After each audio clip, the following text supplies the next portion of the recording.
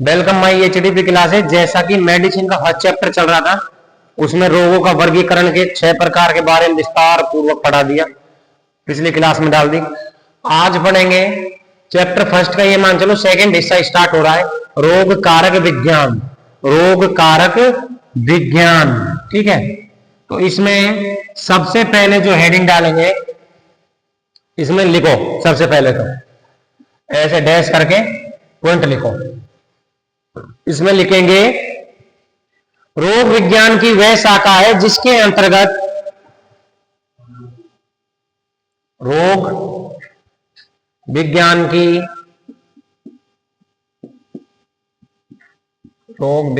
की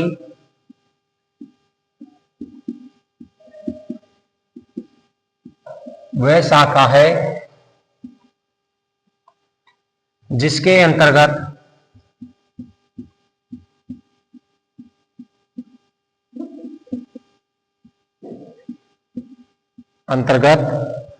रोगों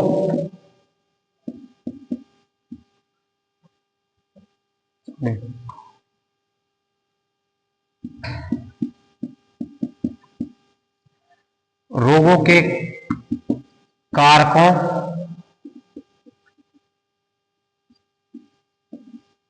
ऑब्लिक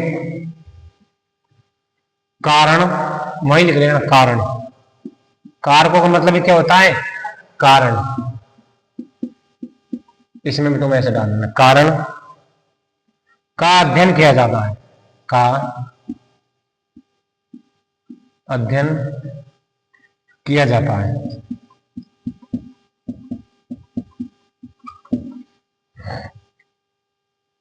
का अध्ययन किया जाता है। इसे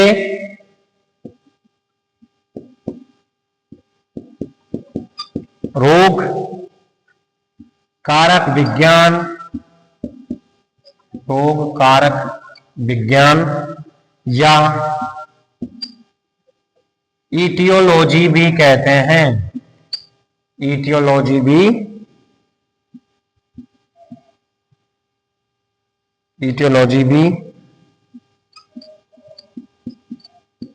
कहते हैं।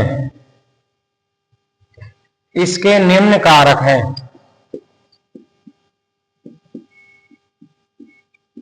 निम्न कारक है, लिख लो। इसके निम्न कारक हैं।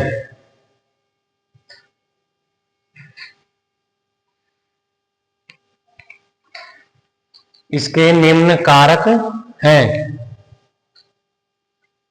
अब फर्स्ट नंबर पर डालेंगे, मिटा दिए, लिख लिया।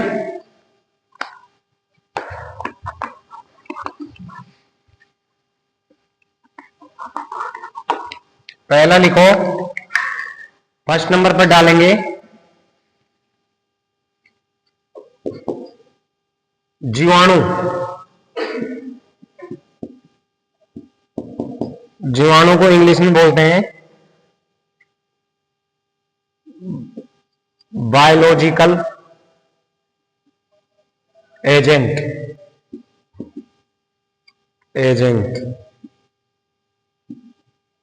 ब्रैकेट में लिख लेना है, ठीक है।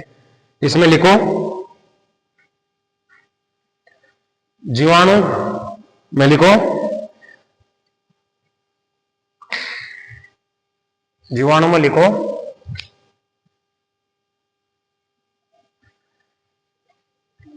विषाणु, जीवाणु डैश, विषाणु डैश जीवाणु।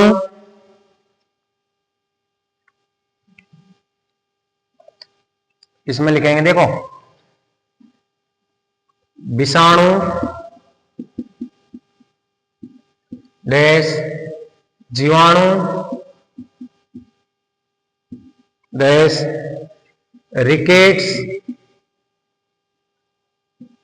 रिकेशिया डैश फफूंदी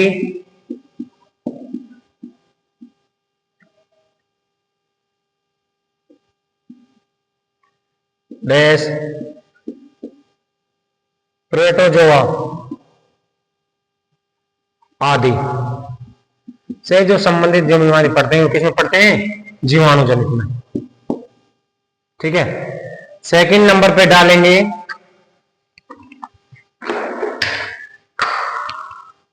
सेकंड नंबर पर है पोषण तत्व, पोषक तत्व, पोषक तत्व, इनको बोलते हैं न्यूट्रिएंट एजेंट।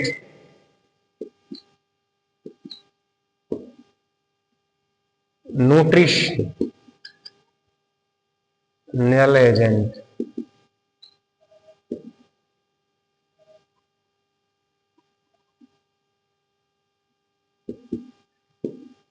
डाल लो। इसमें लिखेंगे प्रोटीन, वसा, कार्बोहाइड्रेट। इसमें लिखो प्रोटीन, वसा, कार्बोहाइड्रेट, विटामिन्स, पानी, प्रोटीन, वसा, कार्बोहाइड्रेट, विटामिन्स, लवण, पानी आदि। विटामिन्स, लवण, पानी आदि। अगला लिखो थर्ड नंबर पर रासायनिक कारक, रासायनिक कारक। रासायनिक कारक में लिखो धूल, गैस, धुआं, अन्य धातु। हाँ, तीसरा रासायनिक कारक। तीसरा लिखो रासायनिक कारक, उसमें लिखो धूल, धुआं, धूल, धुआं, गैस,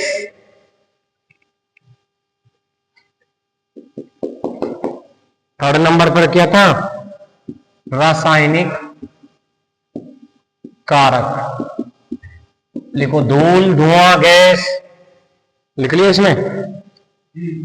अन्य धातु, अन्य धातुएं, पशु के खाने, अन्य धातु पशु के खाने, डैश, श्वसन के दौरान, श्वसन के दौरान,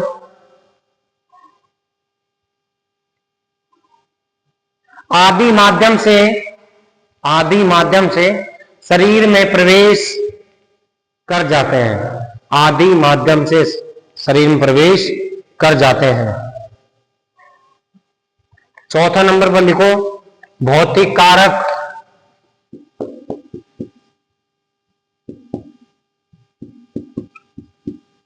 भौतिक कारक, भौतिक कारक में डालो ताप, ठंड, ताप, ठंड, विकर्ण यानी क्या? रेडिएशन, लिख लेना इंग्लिश में। विकर्ण यानी क्या है? रेडिएशन। विकर्ण यानी क्या? रेडिएशन, इंग्लिश में देख लेना, रेडिएशन। दाब आदि, दाब यानी क्या होता है? प्रेशर, दाब आदि, इंग्लिश लिख लेना, हिंदी में समझ नहीं आए तो। दाब यानी क्या? प्रेशर। पांचवें नंबर पे डालो तांत्रिक, सॉरी यांत्रिक, तांत्रिक नहीं यांत्रिक। तांत्रिक तो फिर अपन झाड़ फूंक की विद्या में आ गए। कारक, यांत्रिक कारक, इसमें लिखो यांत्रिक कारक में यांत्रिक प्रवाह,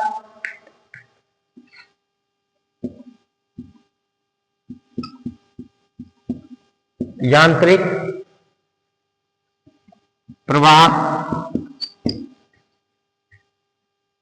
जिसके कारण फ्रैक्चर, जिसके कारण फ्रैक्चर, डिसलोकेशन, सर्जरी में पढ़ाया है ना ये, जिसके कारण फ्रैक्चर, डिसलोकेशन, स्प्रेन हो जाती है, हीमोरेज, स्प्रेन हो जाती है, स्प्रेन, हीमोरेज ऐसे कर लेना, हीमोरेज, स्प्रेन हो जाती है। हीमोरेज लिख देता हूं, लो HAEMORRAGE, ORRHANG, हीमोरेजिक स्प्रेन हो जाती है। ठीक है, लिख लिया। रोग कारक विज्ञान को 5 भागों में हमें डिवाइडेशन किया गया है।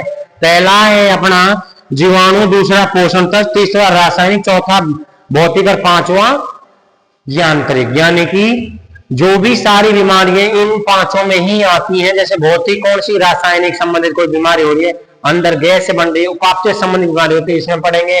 रासायनिक क्या हो गई, अंदर एसिडोसिस हो रहा है, रासायनिक से संबंधित जो बीमारी है उसमें कैसे पढ़ेंगे, रासायनिक। यांत्रिक संबंधित जैसे कि फ्रैक्चर आ गया, मोच चली गई, वे पढ़ेंगे इसमें। अब डालो निदान, तीसरा नंबर। यांत्रिक कारक होता है, जैसे हवा चलती है ना, कभी फ्रैक्चर हो जाता है, कभी मोच स्प्रेन चली जाती है, वो यांत्रिक कारक है, खिंचाव उचाव हो रही है। अब डालेंगे तीसरे नंबर पर, चैप्टर का दूसरा पार्ट हो गया, पहला हो गया, अब तीसरा है निदान। निदान को इंग्लिश में क्या कहते हैं, बताओ। हाँ देखो, इसने कहा है असली बात को, जब से कहा था तू। निदान को इंग्लिश में क्या कहते हैं, हाँ है? तो अब कैसे बोल रहा है,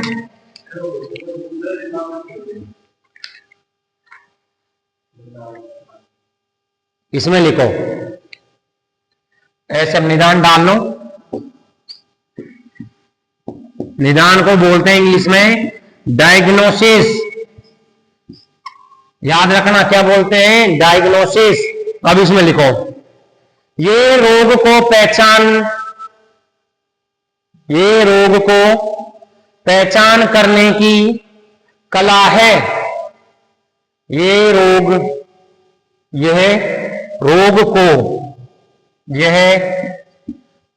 को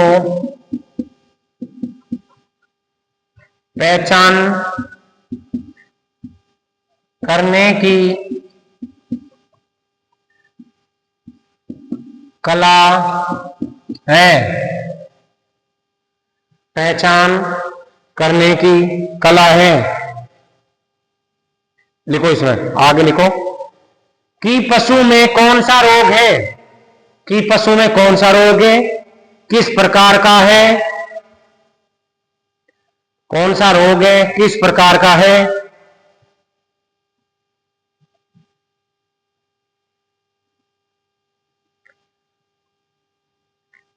कौन सा रोग है, किस प्रकार का है। सही निदान के लिए पशु चिकित्सक का अनुभव, सही निदान के लिए पशु चिकित्सक का अनुभव, ज्ञान तथा प्रयोगशाला की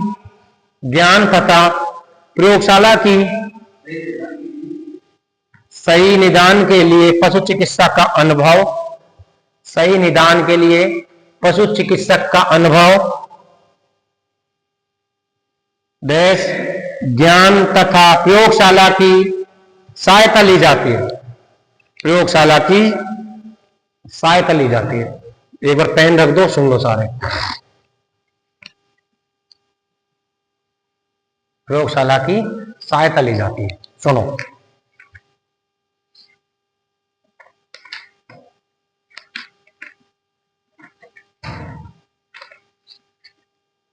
प्रयोगशाला की सहायता ली जाती है। निदान का मतलब होता है पहचान करना, किसी बीमारी को पहचानना क्या होता है, निदान। जैसे एक एग्जांपल देता हूं, सुनते जाना। पशु लंगड़ाकर चल रहा है। लंगड़ाकर तो क्या है, लक्षण। पहचाना, क्या पहचाने, क्या नहीं, लंगड़ा कर चल रहा है तो क्या है, निदान किया। क्या किया इसका, निदान यानी डायग्नोसिस। डायग्नोसिस किया तो मतलब क्या निकाला कि यार लंगड़ा कर चल रहा है तो इसके क्या है, FMD। तो ये क्या कर दिया इसका मैंने, डायग्नोसिस। ठीक है, इसका क्या कर दिया, डायग्नोसिस। तो निदान का मतलब होता है पहचान करना, अंडरलाइन कर लेना और इसको ऐसे लिखे, किसी रोग की पहचान करने को ही क्या कहते हैं? निदान। रोग को पहचानना, याद रखना, निदान का मतलब क्या होता है? रोग को पहचानना, उसको क्या कहते हैं? निदान। ठीक है, इसमें लिखो निदान निम्न प्रकार के होते हैं। निदान निम्न प्रकार के होते हैं। निदान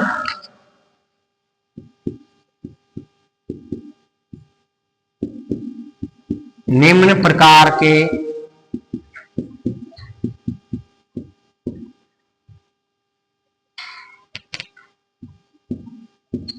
होते हैं। ठीक है, इसको 3 भागों में डिवाइड किया गया है। पहला सीधा यानी डायरेक्ट, और दूसरा अस्थायी।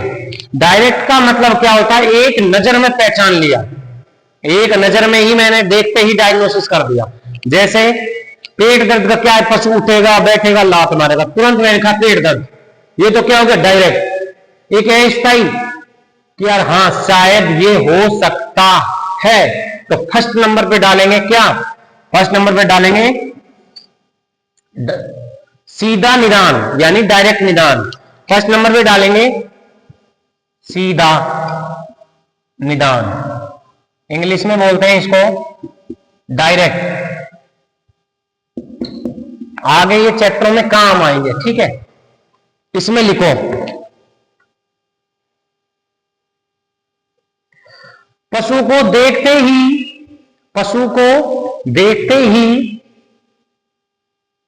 पशु चिकित्सक अपने अनुभव के आधार पर, पशु को देखते ही पशु चिकित्सक अपने अनुभव के आधार पर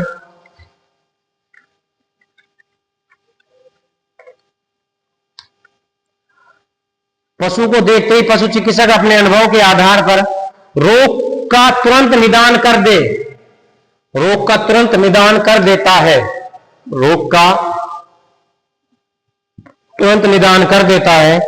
इसे सीधा निदान या डायरेक्ट निदान कहते हैं। इसे सीधा या डायरेक्ट निदान कहते हैं।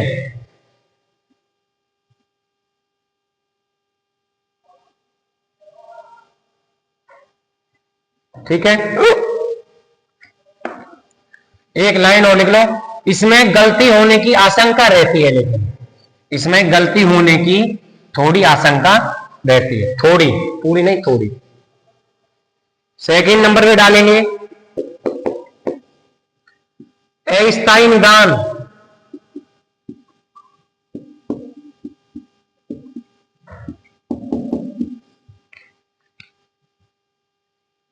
अस्थायी निदान, इसमें क्या होता है? पशु चिकित्सक है जो थोड़ा संशय में रहता है कि शायद पेट दर्द है, कि पशु को सांस लेने में दिक्कत, मतलब पूरी तरह कर नहीं पाता। डायरेक्ट में जैसे मैंने बोला था पशु लंगड़ा कर चल रहा है, मैंने बोला एफएमडी, क्या हो गया? डायरेक्ट। अब हो सकता है लंगड़ा कर चल रहा है, उसे कील भी लग रही हो, डायरेक्ट कर दिए। नहीं भाई, मुंह में छाले, पैर लंगड़ा कर चल रहे हैं, खुर पके हुए हैं, बीच में ऐसे घाव हो रहे हैं, तो क्या कर दिया? ये एफएमडी है। तो ये तो क्या होगा? डायरेक्ट। एक दूसरा, पैरों में तो लंगड़ा कर चल रहा है लेकिन मुंह बिल्कुल साफ है, तो क्या बोलेंगे? शायद एफएमडी है या कुछ कील का लग रहा है। तो ये क्या हो गया? अस्थायी निदान। इसमें लिखो, अस्थायी निदान में लिखेंगे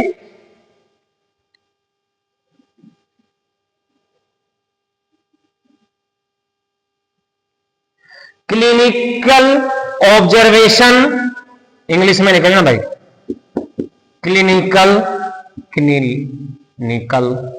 ऑब्जर्वेशन, ऑब्जर्वेशन के आधार पर पशु के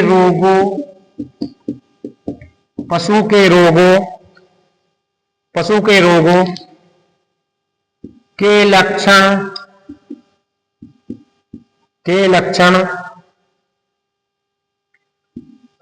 के आधार पर ही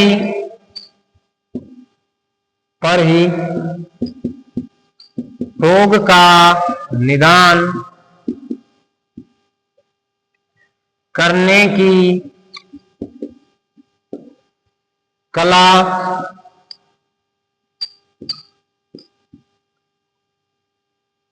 करने की कला को अस्थायी निदान कहते हैं। अस्थायी निदान कहते हैं।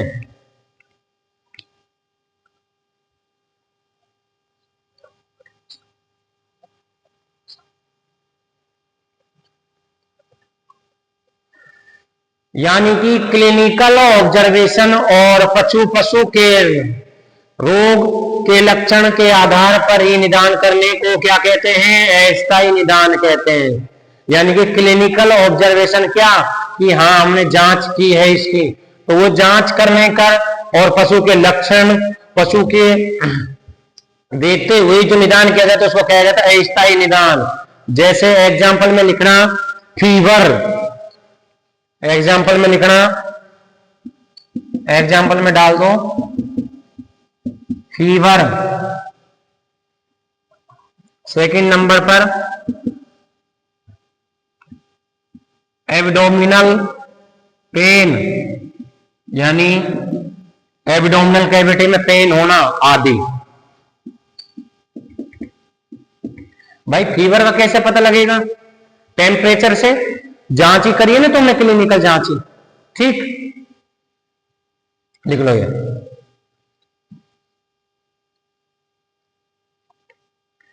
अब अगला है सी नंबर पे डालेंगे, मतलब थर्ड नंबर पर। पहला क्या था? डायरेक्ट। दूसरा क्या था? इनडायरेक्ट लिख सकते हो, ठीक है। तीसरा है विभेदक, यानी अंतरीय, इंग्लिश में डिफरेंटल।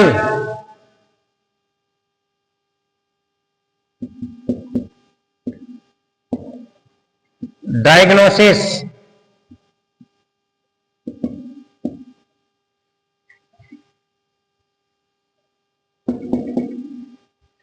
तीसरा नंबर का है क्या?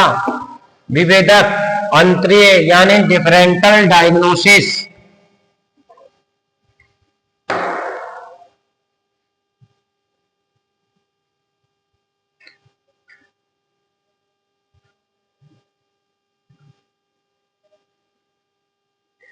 इसमें लिखेंगे यह एक कला है, यह एक कला है जिसके अंतर्गत पशुओं में होने वाले रोगों के, यह एक कला है जिसके अंतर्गत पशुओं में होने वाले रोगों के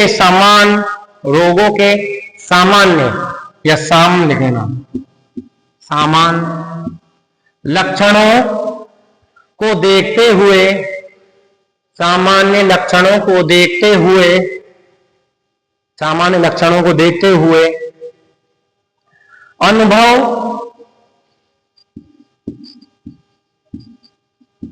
अनुभव डैश प्रयोगशाला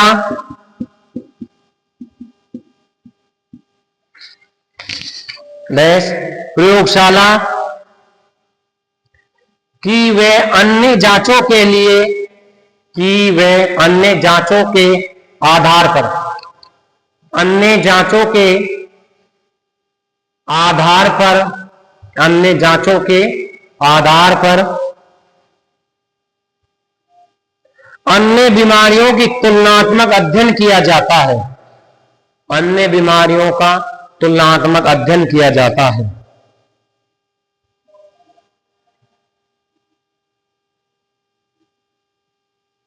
अन्य तुलनात्मक अध्ययन किया जाता है। आगे लिखो, वह रोग के कारण तक पहुंचा जाता है, वह रोग के कारण तक पहुंचा जाता है।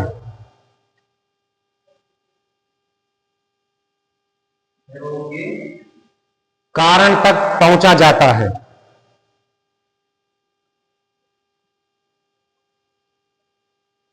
आगे लिखो, एक अगली पॉइंट है, इसमें पशु की उम्र तथा हिस्ट्री, इसमें पशु की उम्र, नस्ल, इसमें पशु की उम्र, हिस्ट्री, नस्ल आदि को भी अन्य जांचों के साथ देखकर, आदि को भी अन्य जांचों के साथ देखकर रोग का निदान किया जाता है, रोग का निदान किया जाता है, रोग का निदान किया जाता है। सुनो, पहला तो क्या था, डायरेक्ट, दूसरा इनडायरेक्ट यानी ऐसा, तीसरा क्या था, विभेदक यानी अंतरीय डिफरेंशियल डायग्नोसिस। इसमें किया जाता है, इसमें अपने अनुभव के आधार पर देखा जाता है कि ये लक्षण उस बीमारी का भी है, ये सिर्फ उस बीमारी हो सकती है, लेकिन ये बीमारी इतने एज के पशु में नहीं हो सकती है, इतने ये लक्षण इसका है नहीं, लेकिन इस बीमारी क्या है, इस उम्र पर ये बीमारी हो सकती है। तो मैंने लिखा है ये एक कला है जिसके अंतर्गत पशुओं में होने वाले रोगों के समान लक्षणों को देखते हुए अनुभव, प्रयोगशाला की वे अन्य जांचों के आधार पर बीमारी के तुलनात्मक अध्ययन किया जाता है। यानी कि प्रयोगशाला की जांच क्या है, जैसे फीवर भी आ गया और फीवर के साथ साथ पशु का वीकनेस भी दिखा रहा है, पशु पेन भी दिखा रहा है, उन चीजों का जो अध्ययन किया जाता है, मतलब जो डायग्नोसिस करते हैं उस ऐसे डायग्नोसिस को बोलेंगे विभेदक। यानी कि जो डायग्नोसिस इस तरीके से किया जाता है, नस्ल को देखते हुए, उम्र को देखते हुए और हिस्ट्री को देखते हुए और दूसरी बीमारी को साथ में तुलना करते हुए, उस निदान को कहते हैं क्या, डिफरेंशियल डायग्नोसिस। ठीक है, अब कल पढ़ेंगे चौथे नंबर पर, जैसे थर्ड नंबर पर क्या आता है, डायग्नोसिस, अब चौथे नंबर पर पढ़ेंगे कल वे अपना, इसको बोलते हैं